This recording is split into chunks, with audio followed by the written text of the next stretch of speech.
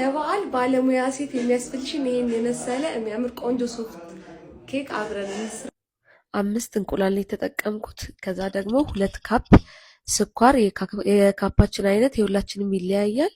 እኔ በዚህ ካፕ 2 ነው ያደረኩት። ከዛ ደግሞ በዚሁ ካፕ ሁለት ጊዜ ዘይት 2 ካፕ ዘይት ነው ያደረኩት። ከዛ በሚክሰሩ እንደዚህ መምታት፣ ሚክሰር ባይኖራችሁም በኖርማል መምቻ መምታት ትችላላችሁ።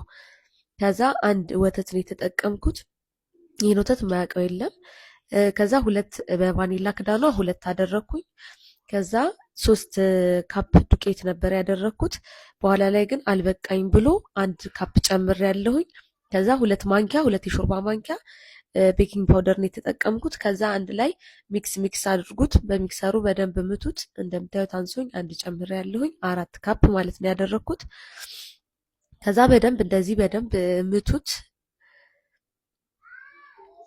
እንደዚህ ዳርዳሩን ተረጫጭቶብኝ ስለነበረ ነው እኔ የጠረኩት። ከዛ ፓትራችሁን ዘይት ቀቡትና የኔ የማይዝ ፓትራ ስለሆነ ነው ዘይት ብቻ የቀባሁት። የሚይዝ ፓትራ ከሆነ ፓትራችሁ ዱቄትም ነስንሱበት። የኔ የማይዝ ስለሆነ ነው እንደዚህ አድርጌ አረኩት። ከዛ በ180 ዲግሪ ሞቀ ኦቭን ውስጥ ነው ያደረኩት። ቀድማችሁ ኦቭኑን አሙቁት። ከማስገባታችሁ በፊት ኦቭኑ መጋል አለበት። መብሰል አለመብሰሉን እንደዚህ ስቲክ ያስገብታችሁ ስታወጡ ሊጥ ከሌለው በስሏል ማለት ነው። እኔ ኮኮናት ፓውደር ነው የቀባሁት የነሰነስኩበት። እና እንደዚህ የሚያምር ሶፍት ስፖንጅ የሆነ ኬክ ሆኗል። በጣም የሚጣፍጥ በጣም የሚያስመሰግን ለበዓል ለእንግዳ የሚሆን በጣም ቆንጆ ኬክ ነው። ሰርታችሁ ሞክሩት። ፎሎ፣ ላይክ፣ ሼር፣ ኮፒ ሊንክ ማድረግ አይረሳ።